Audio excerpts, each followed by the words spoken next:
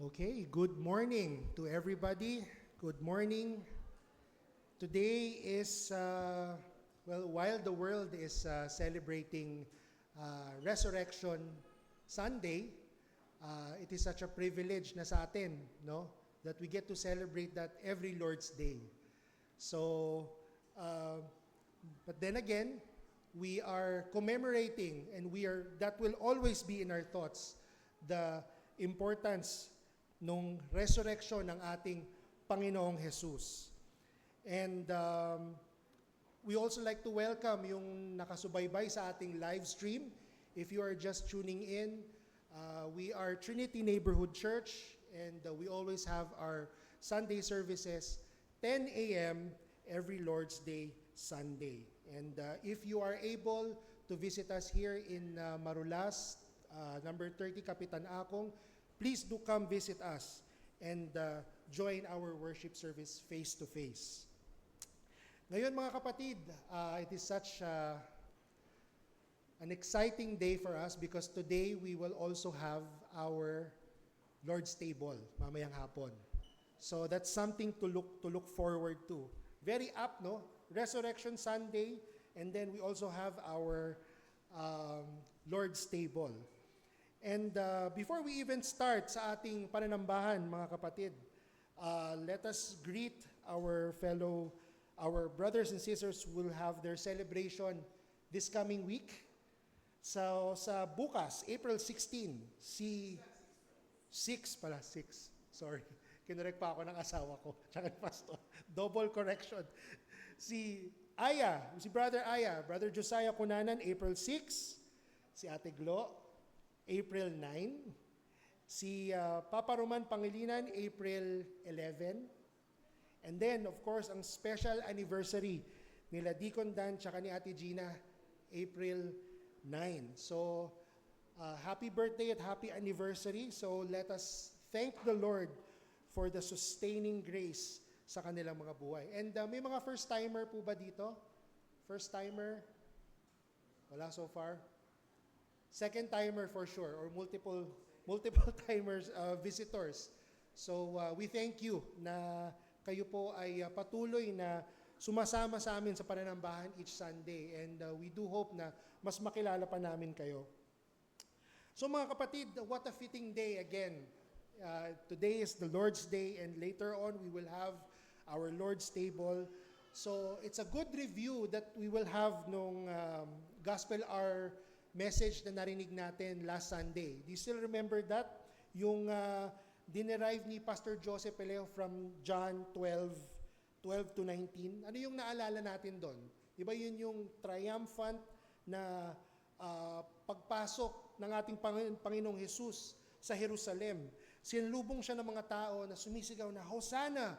Blessed is he who comes in the name of the Lord. Pero we have learned na marami sa kanila, marami dun sa crowd na yon ang hindi nakakaunawa kung anong klasing hari ang ating Panginoon. So, ang alam natin, no, hindi lahat sa kanila na nakakaintindi na majority of them probably ay nag-expect ng isang political king, isang tagapagligtas sa ating mga panglupang mga problema. Pero ang alam natin as Bible-believing Christians, that Jesus came as a humble king riding on a donkey to bring salvation through his death. And of course, mga kapatid, we have our scriptures, we have the Bible to attest to his resurrection. Di ba yung paalala ni Pastor Joseph na this is the thing that we can really be sure of. Sure na sure tayo kasi ito ay nakasulat sa ating banal na kasulatan. So as we begin the Lord's Day, brothers and sisters, let us come with clarity. Let us strive to be clear on to worship our Lord and Savior Jesus Christ, not just King, but as our crucified and risen Savior. So I urge you, my brothers and sisters, that by God's grace, let us not offer shallow praise. Ano ba tong shallow praise? Ito yung, this can be as simple as a praise na walang focus. Marami tayong inisip. Yes, meron tayong mga earthly na mga alalahanin sa buhay, pero I urge you, my brothers and sisters, that we worship with focus na galing sa ating puso't isipan sa ating Panginoon. And with this, let us pray na sana ay gabayan tayo ng ating Panginoon for today, na hindi tayo maging distracted, lalong-lalo na sa pakikinig ng salita ng Diyos nang ihandog ng ating deacon. So let us pray. Aming dakilang Diyos, marami pong salamat. Kami po ay lumalapit sa inyo na nire-recognize namin na we cannot live without the gospel. We cannot live without our Savior, Jesus Christ. Salamat po na pinakita mo sa amin at patuloy mong pinapakita sa amin, aming Panginoon, kung sino't ba talaga si Kristo. Hindi lamang siya hari, kundi siya ang nag-alis ng kasalanan sa sanlibutan. Ihanda mo ang aming puso sa pagsamba. Alisin mo ang anumang pag-iisip na walang kinalaman sa pagsamba sa iyo ngayon sa iyong araw. Tulungan mo kaming ituon ang aming isip kay Kristo lamang sa aming pag-awit, sa aming panalangin, at mamaya sa pakikinig ng iyong salita, na sana ito ay maging kalugod-lugod sa iyo. Ikaw ang may taas sa aming kalagitnaan, sa pangalan ni Jesus. Amen. Para sa ating first hymn, mga kapatid, let us sing a personal favorite of everybody. To God be the glory. Ito ay matatagpuan sa Trinity Hymnal 667. So, dito sa hymn na to, it is very apt that we give glory to our God no matter what type of circumstance that we have. So, let us all stand and let us sing To God be the glory.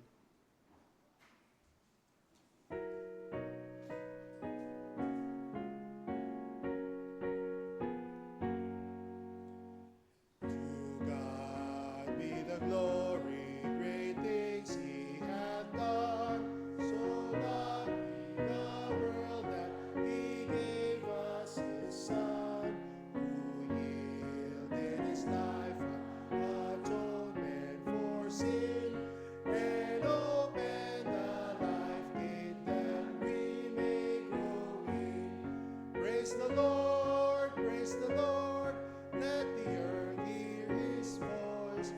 Praise the Lord, let the people rejoice. Oh God, through the Father, through Jesus the Son, and give Him the glory, great things He hath done.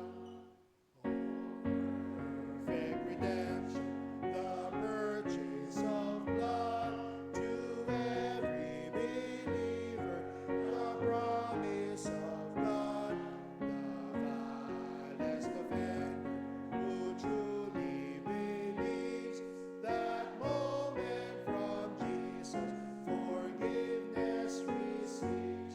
Praise the Lord, let the earth hear His voice. Praise the Lord, let the people rejoice. Oh God, to the Father, the Son, and give Him the glory. Great things He hath done. Great things He hath taught us. Great things He hath done. And great our rejoicing through Jesus the Son. But purer and higher and greater will be our wonder, our transport, when Jesus we see. Praise the Lord, let the earth hear His voice. Praise the Lord, let the people rejoice. Oh God, to the Father, through Jesus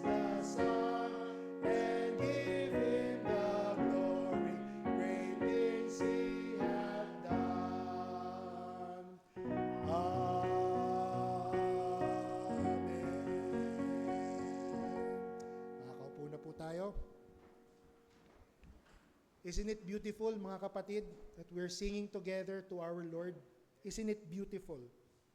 So, sa ating susunod na hymno, ang title ng susunod nating hymn is, O Come My Soul, Bless Thou the Lord. So, gaya ng sinabi dun sa pinagkuhanan ng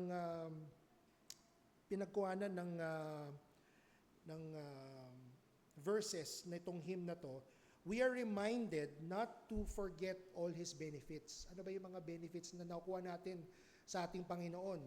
Unang-una yung buhay natin. The fact na nandito tayo ngayon, humihinga, nakakain ng almusal, nakainom ng tubig, nakarating gamit ang mamahaling gas.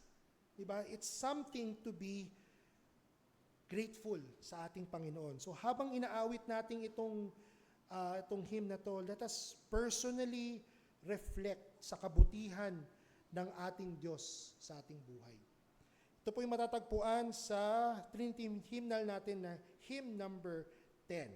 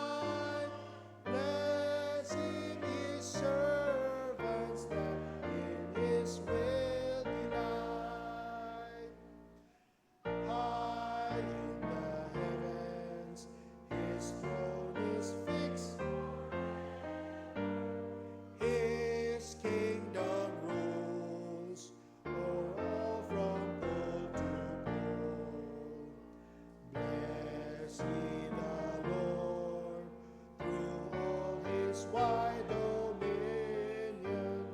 Bless his most holy name, O thou my soul. Bless him forever, wondrous in might. Bless him, his servants that in his will delight. Amen. Amen. So, bago ko po tawagin si Brother Glenn para basahin ang ating scripture reading for today, if you will indulge me, my brothers and sisters, there's two things that I want to encourage each and every one. So, alam natin that the scripture is being flashed sa ating screen, and we also have a copy of our digital and analog Bibles.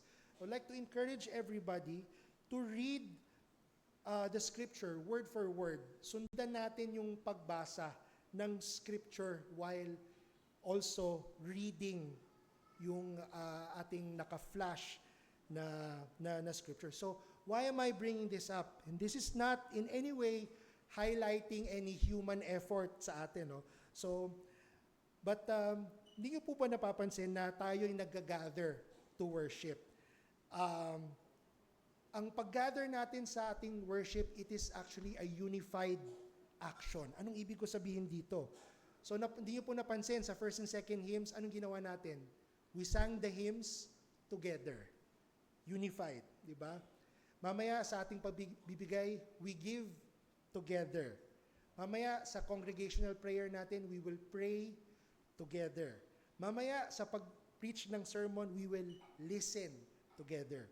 So wouldn't it be great if we also read the scripture together word for word? Alam ko medyo tempting na halimbawa nasa mga digital devices natin, we will read ahead. So especially sa mga kabataan, no? Kasi nga very fast-paced na ngayon eh. So it would really be great na pagbabasahin ng scripture reader dito, word for word, yun din ang babasahin natin. So ang tanong, halimbawa sa mga anak ko, tuloy si Wyatt, paano yung sa hindi comfortable sa Tagalog? Magandang guide yung nasa screen natin na naka-indicate dyan yung verses, yung number ng verses. So, halimbawa, pag naka-flash dyan, verse 2 or verse 3, check natin sa English Bible natin yung verse 2, verse 3, and we read accordingly. So, I hope gawin natin yon para we read the scripture together. So, for this, tawagin ko si Brother Glenn for our scripture reading.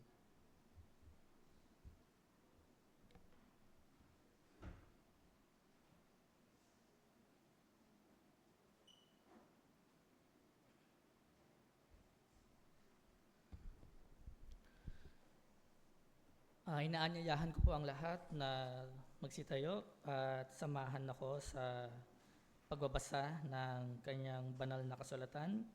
Babasahin ko po ang ating babasahin sa wikang Pilipino sa Ebanghelyo ni Mateo, Matthew, chapter 21, kapitulo 21, verse 18 to 27. Chapter 21, verse 18 to 27. Kinaumagahan, nang bumalik na siya sa lungsod, ay nagutom siya. Nang makita siya ng isang puno ng igo sa tabi ng daan, ito ay kanyang nilapitan at walang natagpuang anuman doon, maliban sa mga dahon lamang. Sinabi niya rito, kailanmay hindi ka na muli magkakaroon ng bunga, at natuyo kaagad ang puno ng igos. Nang makita ito ng mga alagad, ay nagtaka sila na nagsasabi, paanong natuyo kaagad ang puno ng igos?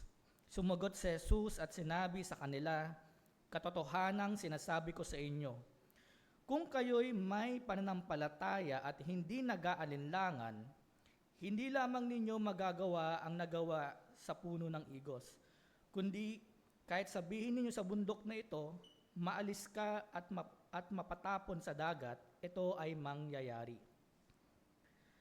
At anumang bagay na inyong hingin sa panalangin na may pananampalataya ay inyong tatanggapin.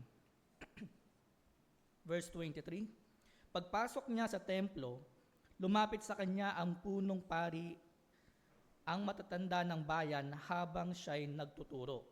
At sinabi nila, sa anong otoridad mo ginagawa ang mga bagay na ito? At sino ang nagbigay sa iyo ng otoridad na ito? Sumagot si Jesus at sinabi sa kanila, tatanungin ko rin kayo ng isang tanong. At kung sasabihin ninyo sa akin ang sagot, ay sasabihin ko naman sa inyo kung anong otoridad ginagawa ko ang mga bagay na ito. Ang bautismo ni Juan, saan ba ito nagmula? Mula ba sa langit o mula sa mga tao? At nagtalo sila sa isa't isa na nagsasabi, kung sasabihin natin mula sa langit, sasabihin niya sa atin, bakit nga hindi ninyo siya pinaniwalaan?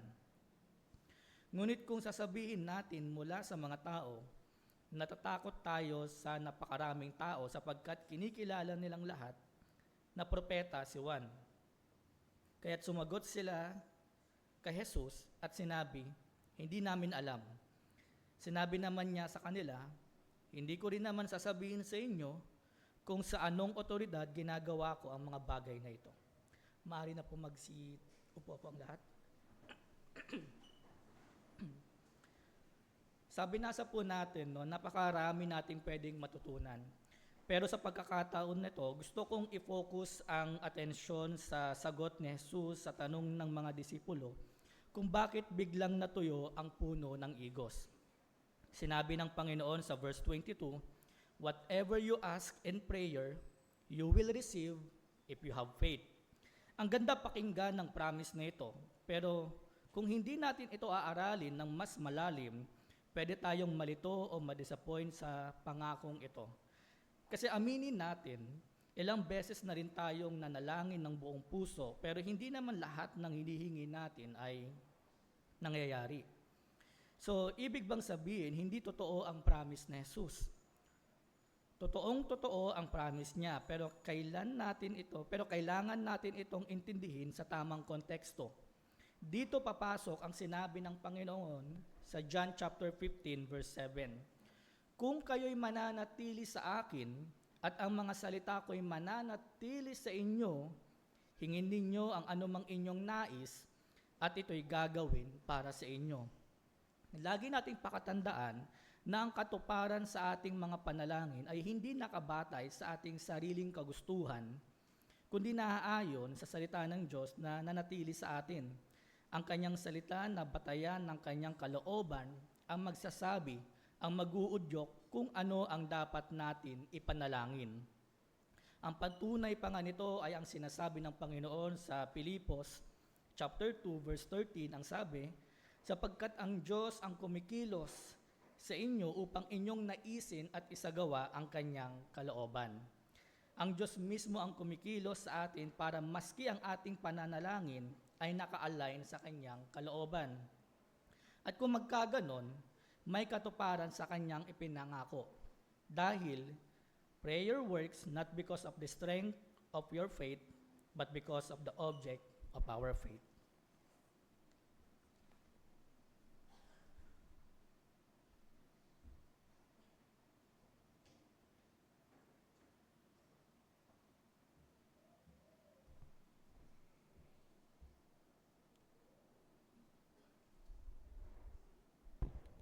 Maraming salamat, brother.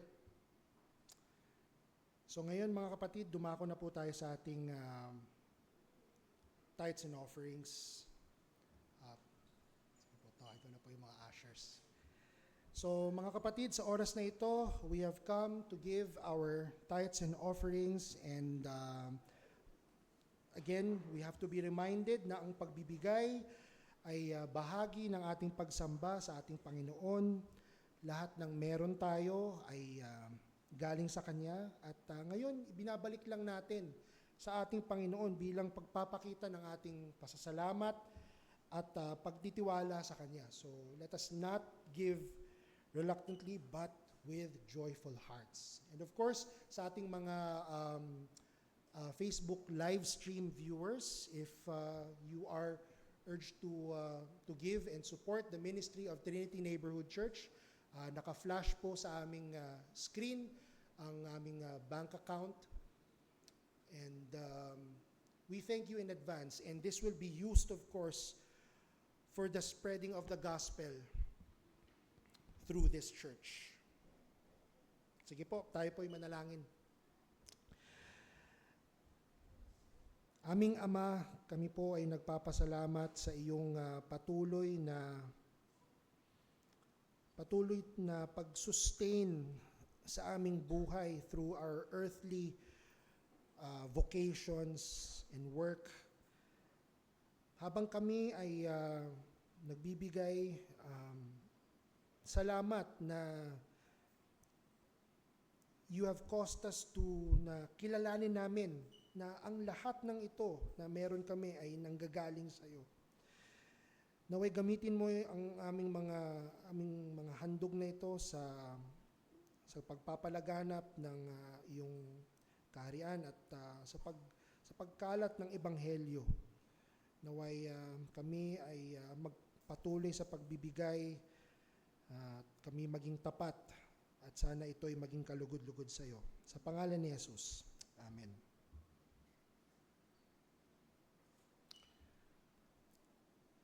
Bago natin basahin ang sermon text,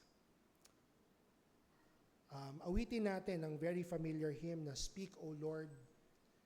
And this hymn is it's like a personal declaration na to help us sa theme ng being focused ngayong Lord's Day na to. So let us sing, Speak, O Lord.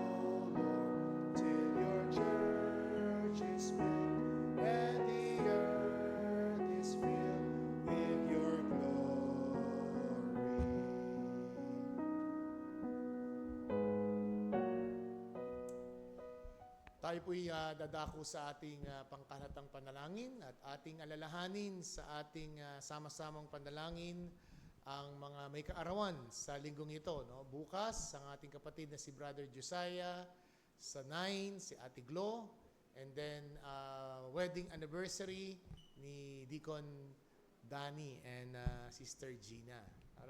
May nakalimutan ba ako? Si Papa Roman, 11. Si Papa Roman, birthday din niya sa Saturday. So these are the celebrants of this week. Also, pasalamatan natin ng Panginoon, sana na-recharge talaga tayo no, sa 3 araw o 4 na araw na bakasyon sa ating buong bansa. At tunay na we have an opportunity para to have time and bonding. At gaya po kanina, bago po magsimula ang ating service, after our service, we would like to request each one of us to participate for a very short video regarding sa pagta-turn over po ng Rebap family, ng Rebap Family Camp para po sa TNC. So tayo po dumako sa Diyos sa pangkalatang panalangin. Tunay nga, Panginoong Diyos, Ikaw ang aming Diyos na pinagdiriwang hindi lamang tuwing araw ng isang araw sa isang taon ng linggo ng pagkabuhay, bagamat maraming iglesia, ang buong mundo ay kumikilala na ito ay ang panahon ng iyong pagbuhay mula sa mga patay mula sa 3 araw ng pagkakamatay at libing. Subalit kami, O Diyos, na mga Bible-believing believers and Christians, churches, we observe the Resurrection Sunday not once a year, but rather every Lord's Day. We hail the triumphant work of God, defeating death and sin sa pamamagitan po ng araw ng Panginoon. At ngayon po, Panginoong Diyos, ay lumalapit kami na kayo po nawa ang patuloy na maitaas sa aming kalagitnaan. Ang iyong salita ay maging pagpapatibay sa mga kapatiran, sa mga nanghihina at nanghahapis. Ang iyong salita ang siyang kasangkapanin mo upang tawagin ang isang makasalanan sa tunay na pagsisisi at pagtalikod at tungo sa pananampalataya sa ginawa ni Kristo sa krus ng Kalbaryo.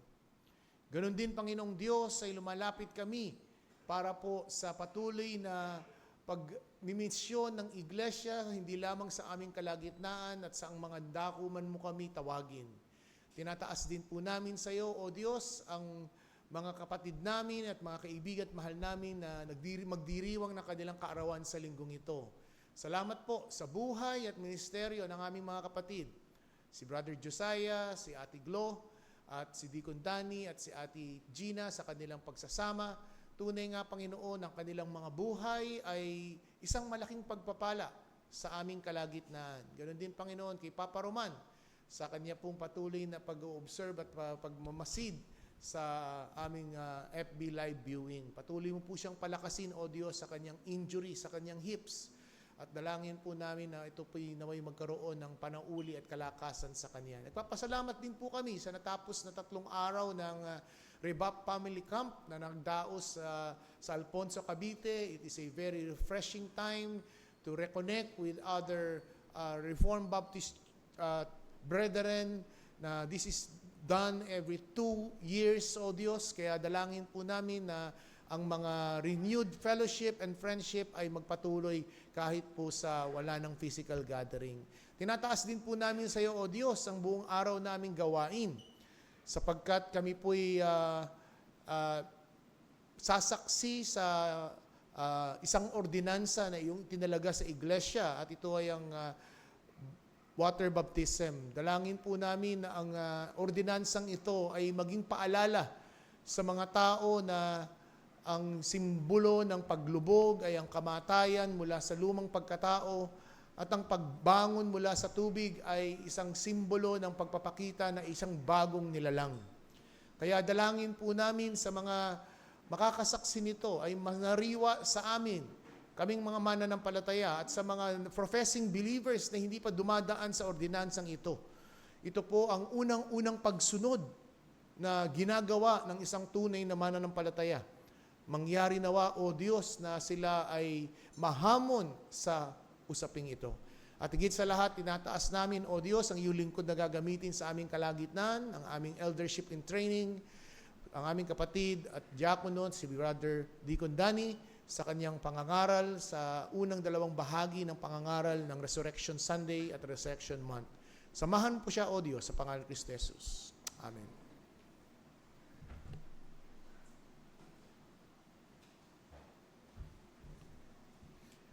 Bago ko po tawagin si Deacon Dan para ibahagi ang salita ngayong umaga, basahin ko lang po ang scripture text na manggagaling sa Acts chapter 2 verses 22 to 36. Again,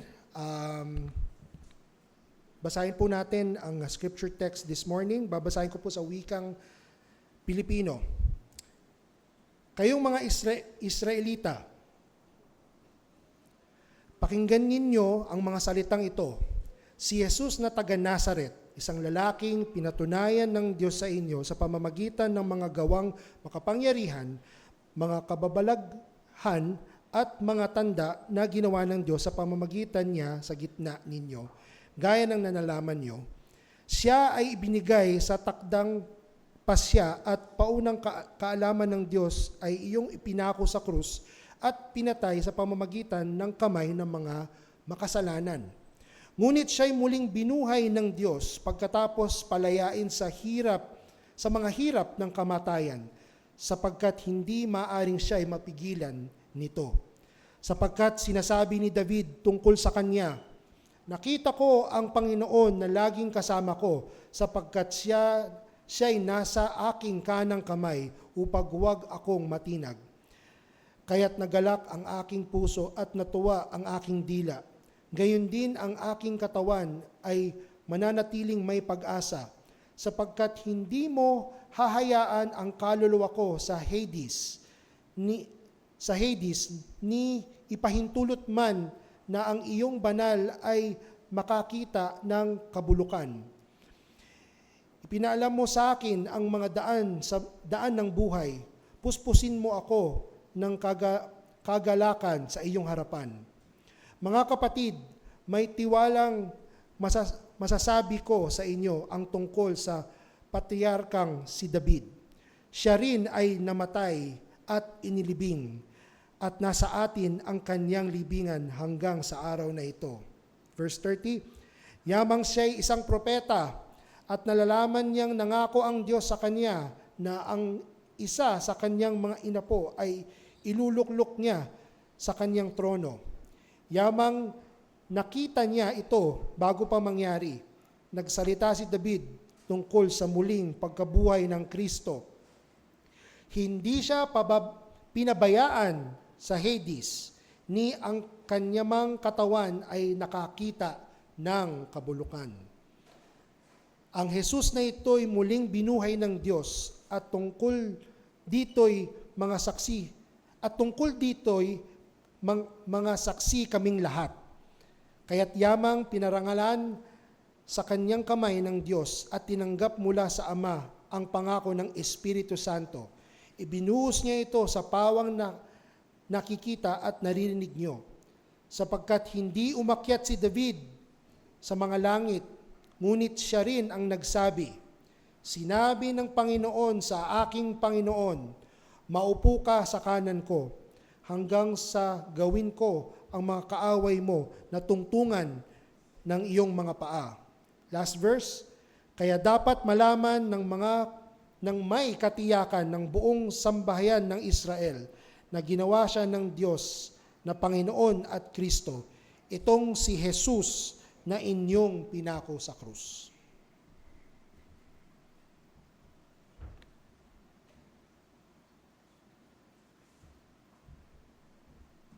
Okay, magandang umaga sa ating lahat at maligayang Pasko ng pagkabuhay sa inyo. Merong isang, sa politics natin, no? May isang senador ang nagsabi sa isang dating former Justice Associate, sabi niya, kakasuhan kita ng treason. Then sabi ng associate, sige, welcome yan, kasuhan mo ako. Pero dinuktong niya, pero lahat ng first year law student, no, o yung mga estudyante sa unang taon, no, mga first year lamang, ay alam na ang kaso ng treason ay nakukumit lang o nagaganap lamang kapag mayroong gera. At ito ay hindi nakukumit sa panahon ng peacetime.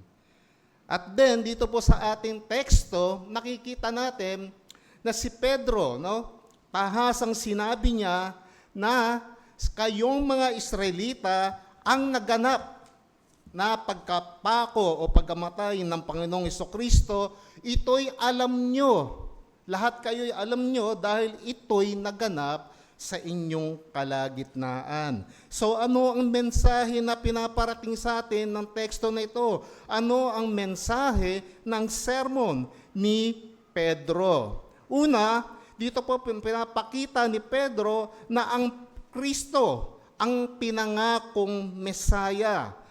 Peter's pointing that Christ is the promised Messiah. Ikalawa, God's execute His sovereignty over human actions. So dito pinapakita na ang Diyos po, ini-execute niya, ginagawa niya ang kanyang pagiging soberanya sa pamamagitan ng mga aksyon ng mga tao. God's sovereignty and man's responsibility is being shown in verse 23. At pangatlong mensahe na makikita natin dito, ang kamatayan ay walang kapangyarihan sa ating Panginoong Hesukristo at ano ang implikasyon nito o tinuturo nito sa atin. Death has no power over the Lord Jesus, its implications to us. Tayo po yung manalangin. Ama naming Diyos, muli sa umagang ito, kami po ay buong puso nagdiriwang at papasalamat na tunay nga po, O Diyos, na ang resurrection, ang muli mong pagkabuhay, totoo, at dito nga po, Ama, nakasandig ang mga katuruan ng mga apostol at gayon din po ang pananampalataya ng mga Kristiyano hanggang sa panahon na ito. Kaya Ama, dalangin po namin, nawa po ang Banal na Espiritu Santo ang sumaaming kalagitnaan at tunay nga po, O Diyos, turuan kami, siya po ang mag-illuminate, siya nga po, O Diyos, ang magbigay ng kapahayagan sa amin sa pamamagitan po ng iyong biyaya. Muli Ama, yung pisamot dalangin sa banal na pangalan po ni Jesus. Amen. So dito po makita ho natin, no, yung preaching ni Peter sa mga taga-Israelites. Although this is not a simple preaching lamang o pagpapahayag ng salita ng Diyos, si Pedro po ay nagdadala ng kanyang mga charges. No, china-charge niya o inaakasuhan niya. No, he is accusing the Israelites na kayo, sa verse 23 sabi niya, sa mulat-mula pa'y alam na at ipinasya na ng Diyos na ibigay sa inyo si Jesus at ipinako ninyo siya sa krus at ipinapatay sa mga makasalanan. This is the charges. Alam nyo na, no? Sa sumulat pa lamang, tong Kristo na kumilos sa inyong kalagitnaan, yung Kristo na nagpahayag ng patungkol sa kaharian ng Diyos ay walang kasalanan. Ang Kristo na ito na kumilos sa inyong kalagitnaan, siya po ang pinangakong Mesaya. Pero hindi nyo ito pinaniwalaan. Dito po pinasabi ni Peter sa kanila, nagganap sa inyong kalagitnaan ng mga bagay na ito, pero hindi nyo binaliwala nyo ang nakita nyong mga milagro na kanyang ginawa. Yung mga katuruan na kanya sinasabi na walang sino man tao ang makakapagturo ng mga ganong katuruan at yung mga signs and wonders na nakita nyo sa inyong kalagitnaan and yet binaliwala nyo. No, yung accusation po ni Peter sa mga taga-Israelita ay hindi po para sila ay mawalan ng puso o manghina o madispair.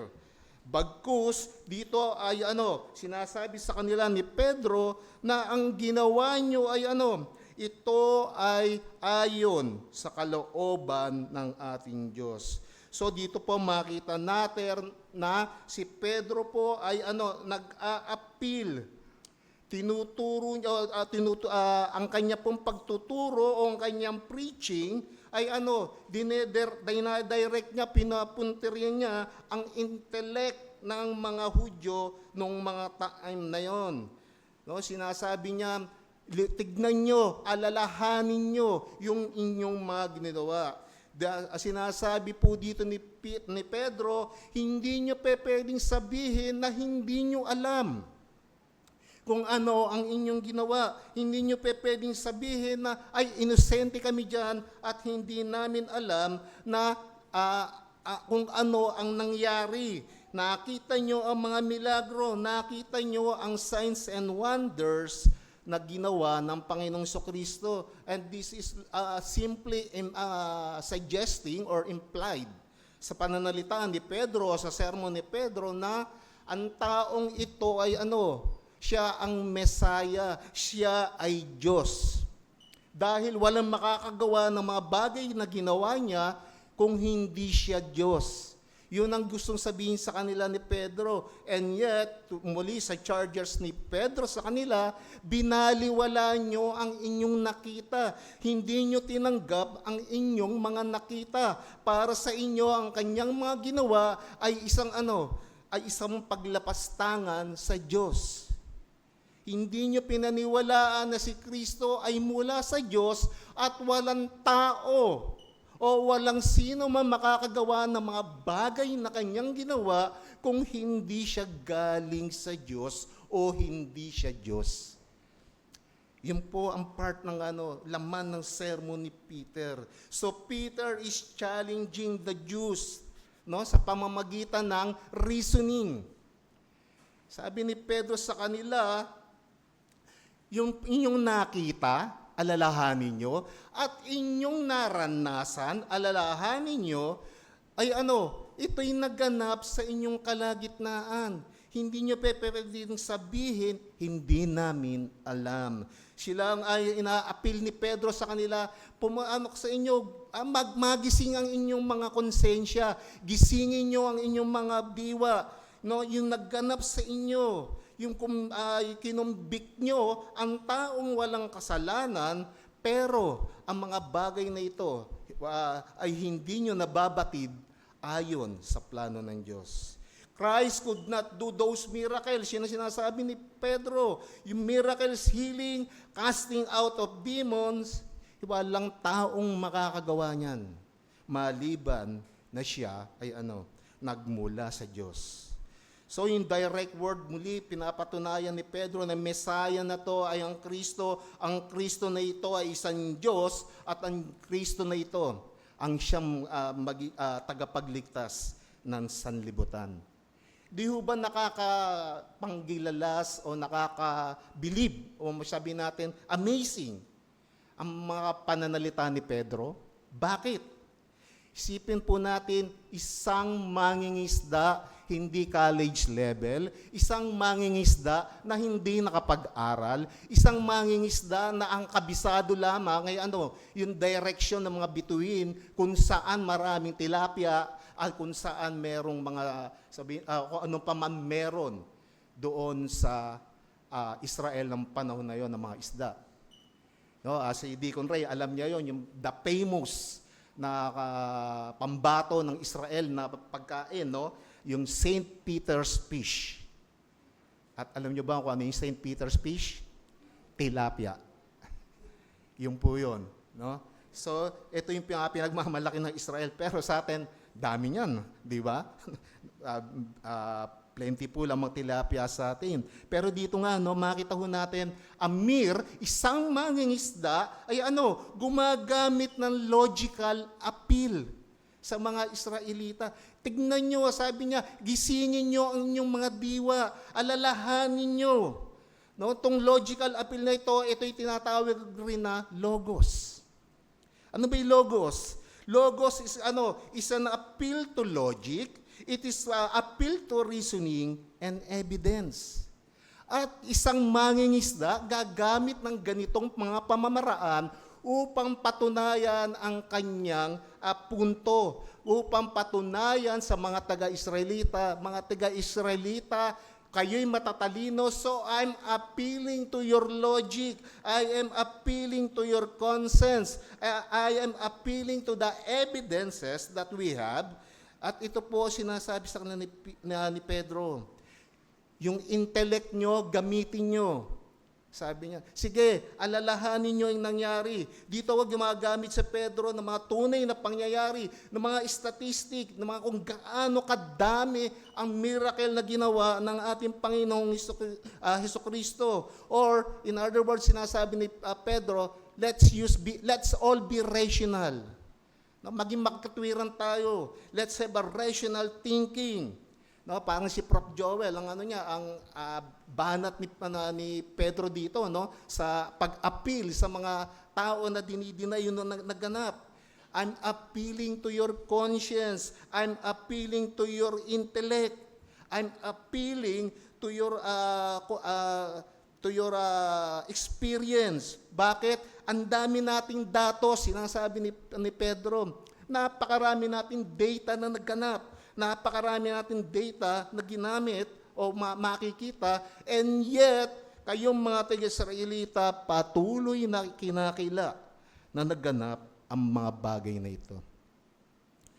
And ito yung magdadala sa atin sa ating ikalawang punto, that God's sovereignty and man's responsibility. So, sinasabi nyo, dinidinay nyo ang inyong responsibility. Sa verse 23, di ba sabi? Verse 23, you crucified and killed.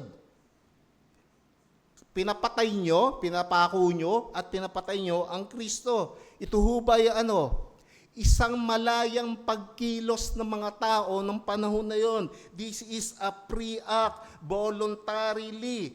Ito po yung kusang loob na pagkilos at wala pong pakikialam o walang intervention na ginawa ang ating Diyos. Hindi sila inudyukan ng Diyos na gawin yon. Hindi sila inutusan ng Diyos na gawin yon. Hindi ginamit ng Diyos ang kanyang kapangyarihan para gawin nila yon. Kaya't wala silang masasabi na hindi sila accountable. Hindi sila mananagot. Katulad po tayo, kahit po tayo mga Kristiyano na, patuloy pa rin tayo nagkakasala at wag niyo pong sisihin si Satan bakit kayo nagkasala.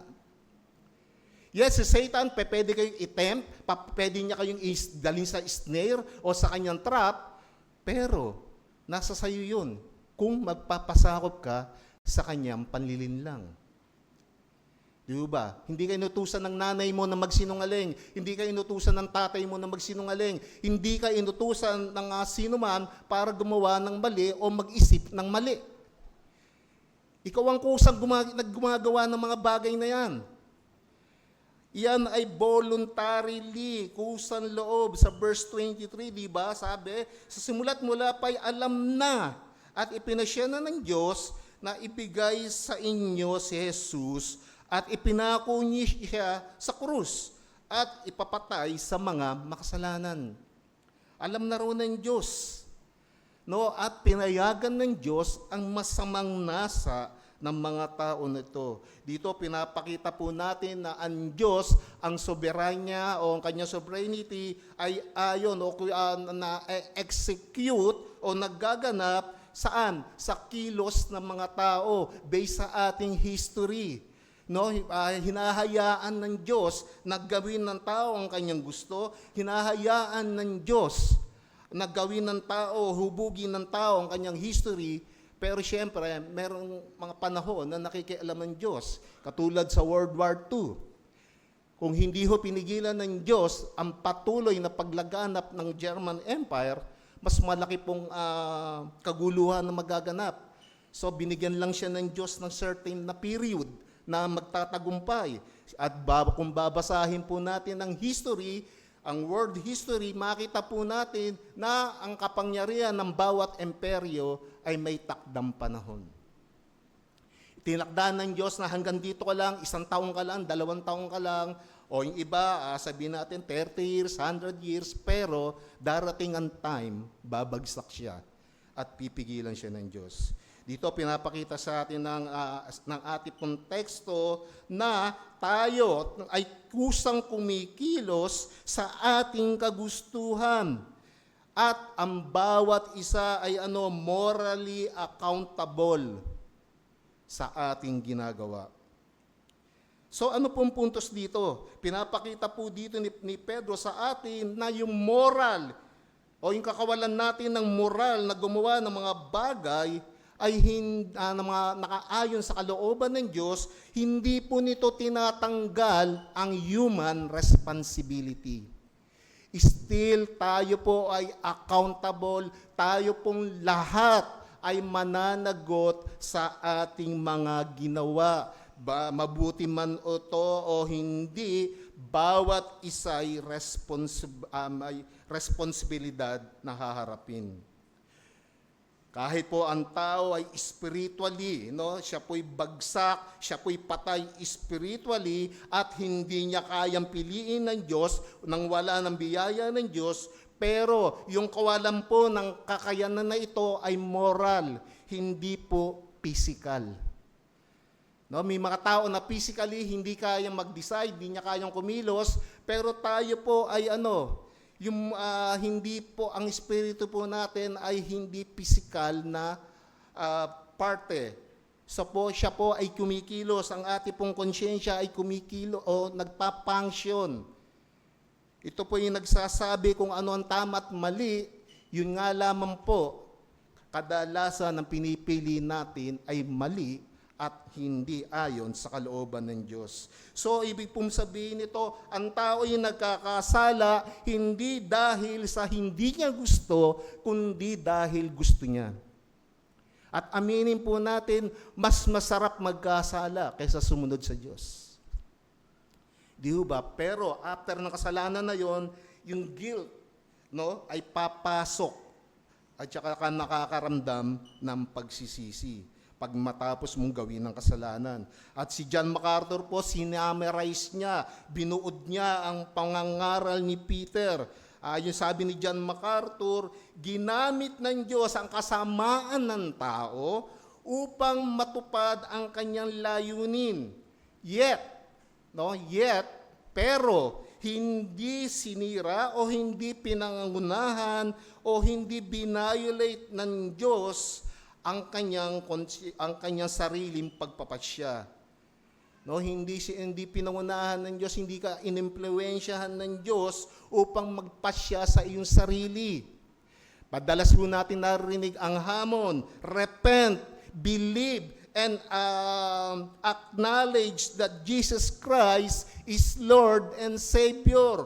Pero hindi po natin ginagawa. Marami sa atin ay wala lang. Lagi ko nang naririnig yan. Yes, lagi mo naririnig. Pero sumusunod ka ba sa panawagan ng Biblia? Alalahanin mo muli, paalala sa iyo, ikaw ay responsible sa iyong ginawa. Ikaw ay mananagot sa harapan ng Diyos dahil sa iyong patuloy na paglaban sa kalooban ng Diyos. Dito po makita ho natin na sinasabi ni Pedro na ang soberanya ng Diyos ay kaakibat ng responsibilidad ng tao. We have more responsibility towards God, and yet yung sovereignty ng God ay hindi ino-overrule ang ating mga kilos.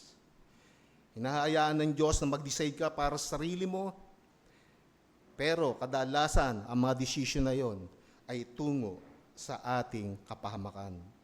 So anong hamon sa atin ito? Tinatawagan tayo ni Peter sa lahat ng mga kasalanan, magsisi, repent.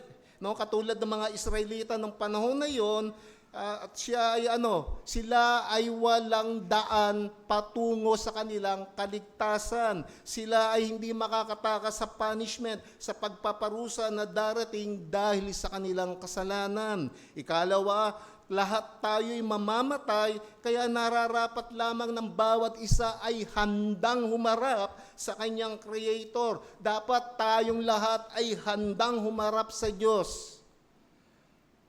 Ang tanong, handa ba tayo? Handa ka ba na humarap sa Diyos sa mga oras na ito? Ikatlo, this is urging us, tayo hinihikayat na dapat kilala mo ang Panginoong Hesukristo bago maging huli ang lahat. Repent, magsisi at makipag-reconcile ka kay Kristo. Matakot ka kay Kristo.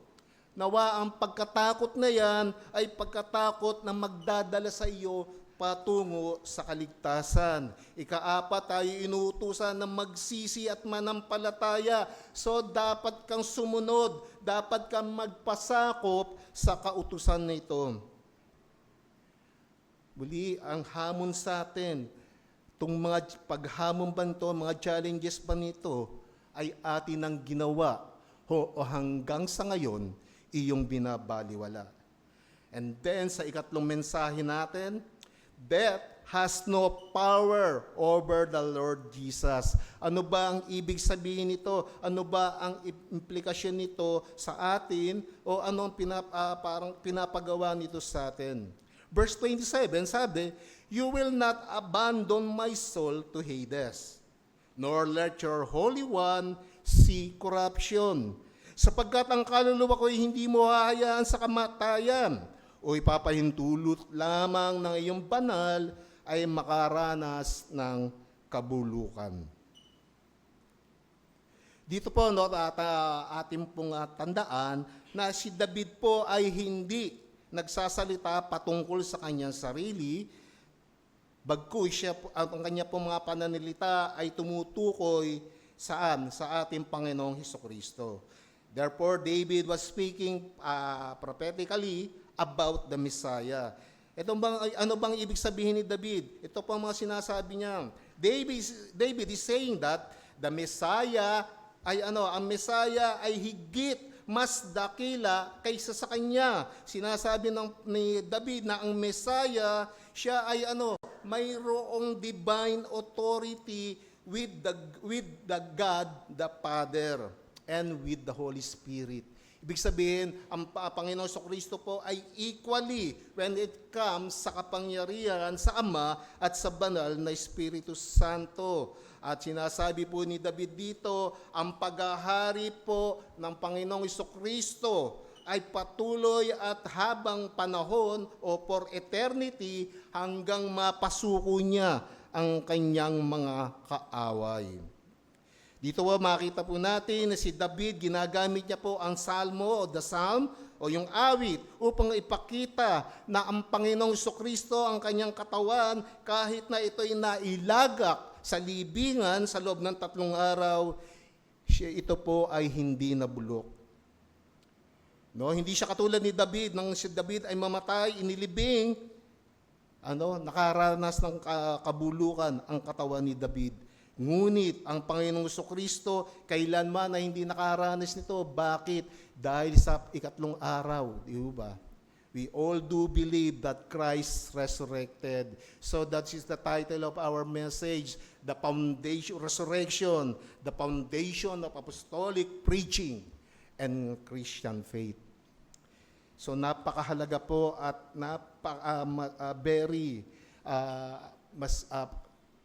ganun na lamang po ang pangangailangan ng pagkabuhay na muli ng ating Panginoong Kristo. So ano sa atin ito? Implication nito, application sa atin na kung ang Panginoong Kristo ay hindi nakaranas ng pagbubulok ng kamatayan o walang kapangyarihan ng kamatayan sa Kanya, una pong aplikasyon nito sa atin, we should not fear death. Hindi mo dapat katakutan ng kamatayan. But I'm not suggesting na wag mong gawing parang romanticize the death o yung kamatayan na magiging careless ka. Sinabing bawal tumalon sa lugar na ito dahil nakakamatay. Sasabihin mo, Christian naman ako . gagawin ko ito. Or sinasabi sa'yo, huwag kang pumunta sa lugar na yan dahil maaring mamatay ka, maraming galit sa Kristiyano.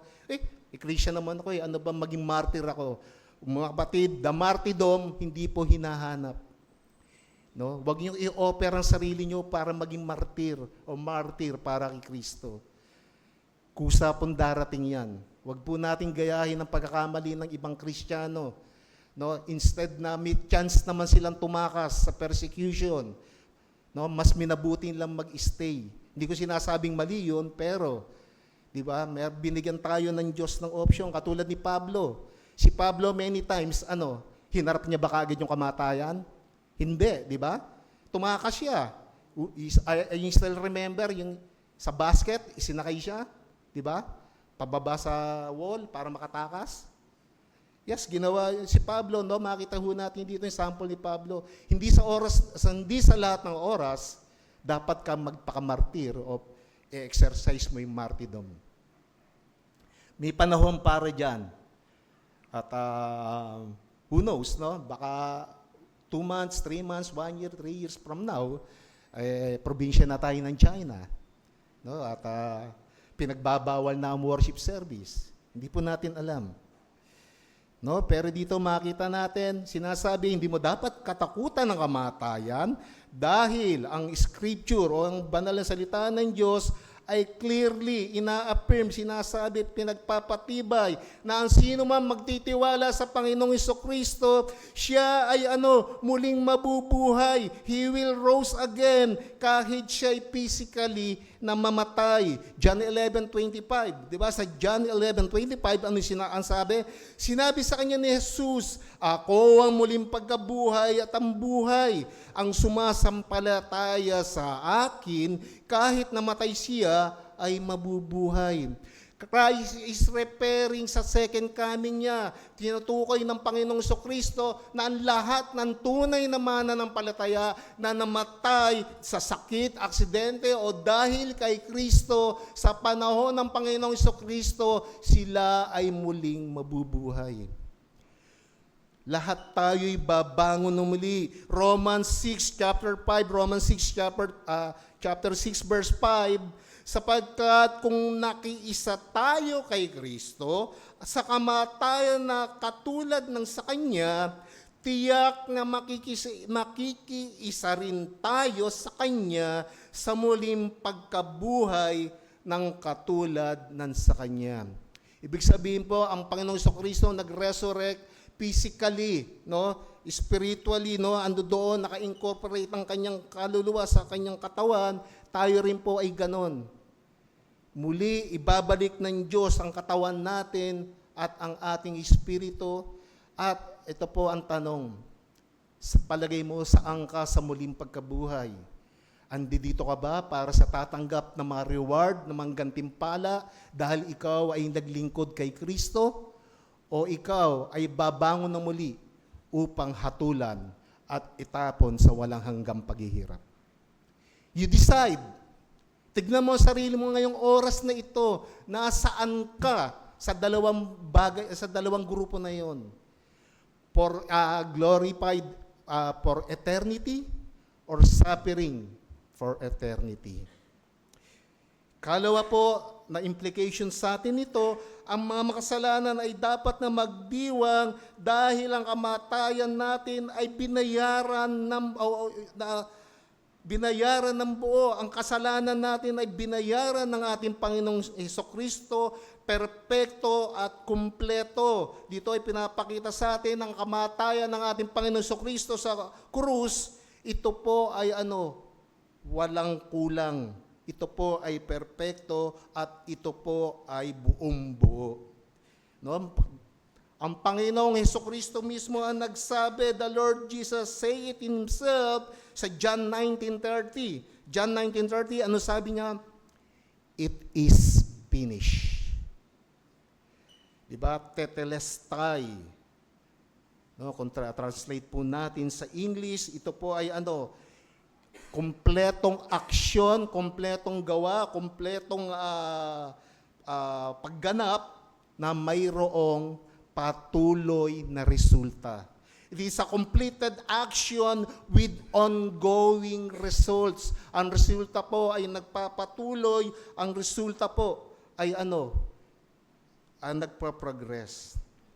Ang muling pagkabuhay po ng ating Panginoong Kristo ay siyang pangunahing katotohanan o patunay na ang kanyang atonement na ginawa ay sapat para sa kapatawaran ng ating mga kasalanan. Ito po ay nagpapatunay at hindi pwedeng ikaila na ang mga katibayan na ibinigay o ginawa ng ating Panginoong Kristo upang bayaran ang ating mga kasalanan ay ito po ay epektibo. It is finished, sabi ng Panginoong Kristo. Natapos na ang mga earthly ministry ng ating Panginoong Kristo at ito ay kumpleto, ito ay ganap. It is finished, natapos na at natupad na ang mga hula sa propesiya. Ito po ay nakamit. Christ's redemptive work was finished. It will remain finished. There is no need for another redemption. Ito po'y tapos na at mananatiling tapos at hindi po nangangailangan pa ng panibagong pagtutubos o pagtubos sa mga mananampalataya. So ano po ang puntos natin? If Christ will not rise from the dead, kung ang Panginoong Kristo hindi po muling nabuhay, hindi niya po pwedeng sabihin, it is finished. Bakit? Kasi po kulang. There is no tetelestai. Walang kaganapang buo. Hindi tapos ang sakripisyo. Kung ang Panginoong Kristo po hindi muling nabuhay mula sa mga patay, hindi po natupad ang hula ng mga propesiya. At ang Panginoong Kristo po, kung siya hindi nabuhay na muli, dito lamang po ay pinapakita na hindi po perpekto at hindi po kompleto ang kaligtasan ng mga mananampalataya. So, sa ikatlong araw, ang Panginoong Kristo po ay nabuhay mula sa mga patay. Ito lamang po ay nagpapatunay na ang Kristo o ang Panginoong Kristo sa kanyang pagkabayubay sa krus ng paghihirap, ang kanya pong sakripisyo, ang kanya pong ginawa ay perpekto. And I quote John Murray, sabi po ni John Murray, the redemption was accomplished and it is applied. Ito po yung nangangahulugan ng ating katubusan po sa atin. Ito po ay natupad, naganap na at epektibo po ang pagsasagawa nito. Yung application nito ay epektibo. So without the resurrection of Christ, redemption is lacking. Kulang po ang redemption kung ang Panginoong Kristo ay hindi muling nabuhay. Kaya tayo po nagsasabi na tayo mga Kristiyano na rejoice, magdiwang ka. Bakit? Dahil ang Panginoon mo na pinaglagakan mo ng iyong pananampalataya ay buhay. Siya'y muling nabuhay at mananatiling buhay magpakailanman. Kailanman ang Diyos na pinaglagakan mo ng iyong pananampalataya ay hindi kanya bibiguin. Kailanman ang Diyos na ito ay tunay na habang buhay na magpapatnubay sa iyo ng biyaya upang maging matagumpay laban sa mga tukso o sa mga bitag ni Satanas.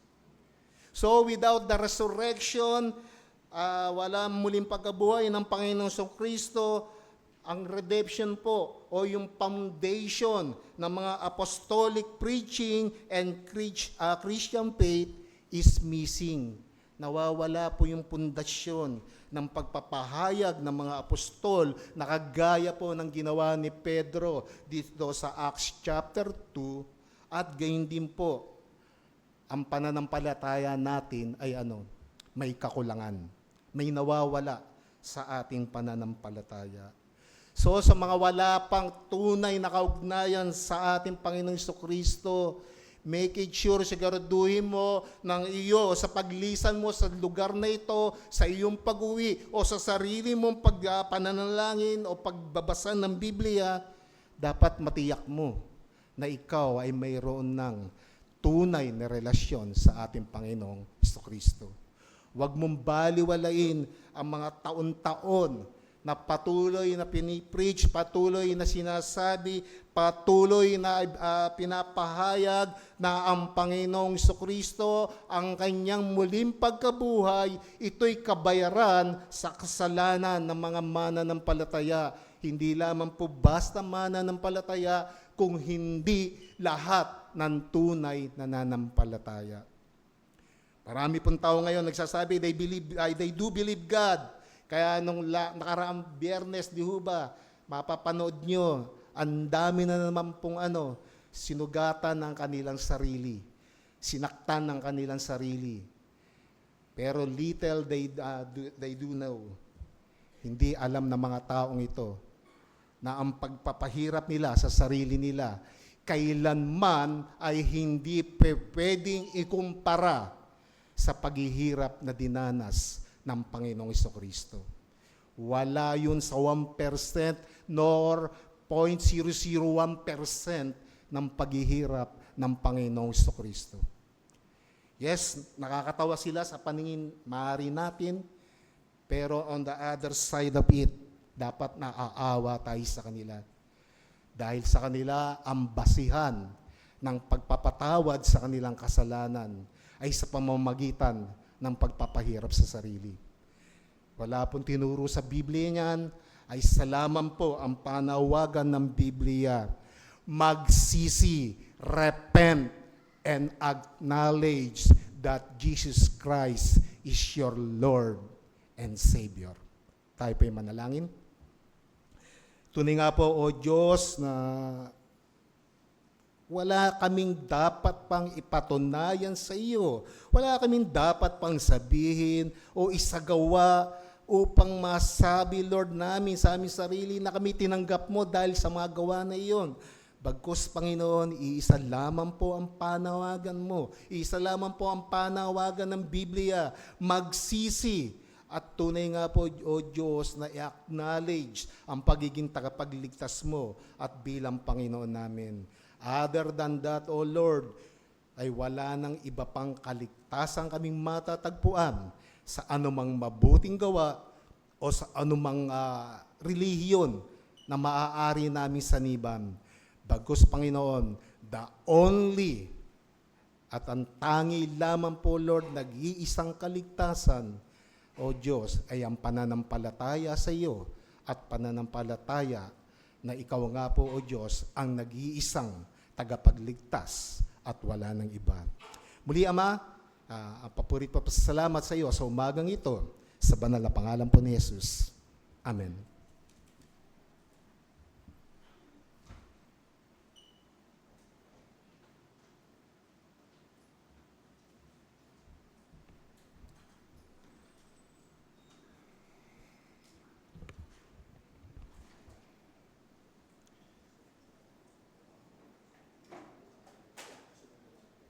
Tayo po ay maglaan ng ilang sandali para pagbulay-bulayan ng ating narinig. And let us keep in mind that our redemption is not complete if there is no resurrection. Again, our redemption is not complete if there is no resurrection. Amen. Bilang pagtugon sa ating narinig na salita ng Diyos, tayo po ay umawit ng himno entitled, "The Solid Rock, My Hope is Built on Nothing Less." Ito po ay matatagpuan sa ating Trinity Hymnal 582. And let us all stand as we sing this hymn with reverence and gratefulness for the resurrection of our Lord Jesus Christ.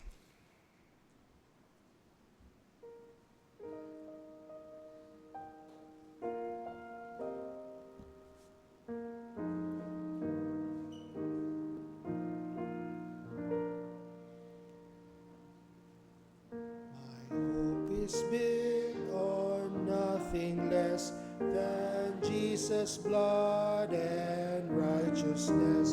I dare not trust the sweetest frame, but wholly lean on Jesus' name. On Christ the solid rock I stand, all other ground is sinking sand. All other ground is sinking sand. When darkness veils His lovely face, I rest upon changing grace. In every rough and stormy gale, my anchor holds within the veil. On Christ the solid rock I stand, all other ground is sinking sand. All other ground is sinking sand. His oath, His covenant, His blood support me in the whelming flood. When all around my soul gives way, He then is all I hope and stay. On Christ the solid rock I stand, all other ground is sinking sand. All other ground is sinking sand. When I shall launch in worlds unseen, oh, may I then be found in His nest alone, faultless to stand before the throne. On Christ the solid rock I stand, all other ground is sinking sand. All other ground is sinking sand. Amen. Let's remain standing. Awitin po natin ang doxology.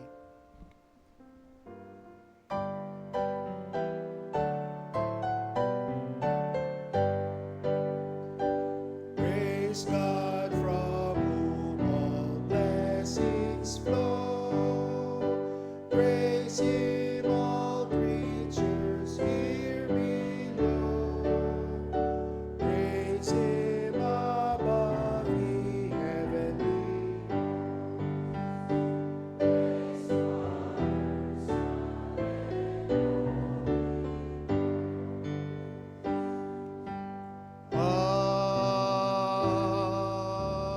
Amen. Nagpapasalamat kami dakilang Diyos sapagkat kami bilang isang iglesia ay hindi lamang minsan isang taong nagdiriwang ng pagkabuhay muli ng aming Panginoon Kristo.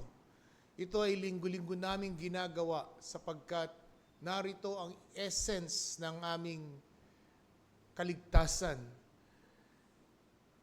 Our redemption will never be complete without the doctrine of resurrection.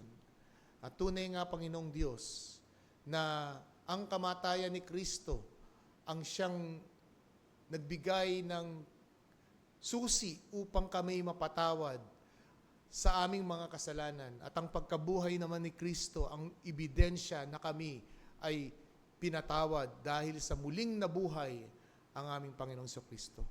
At ngayon, tanggapin natin ang pagpapala ng Diyos. Ang pag-ibig, pakikipisan ng banal na Espiritu.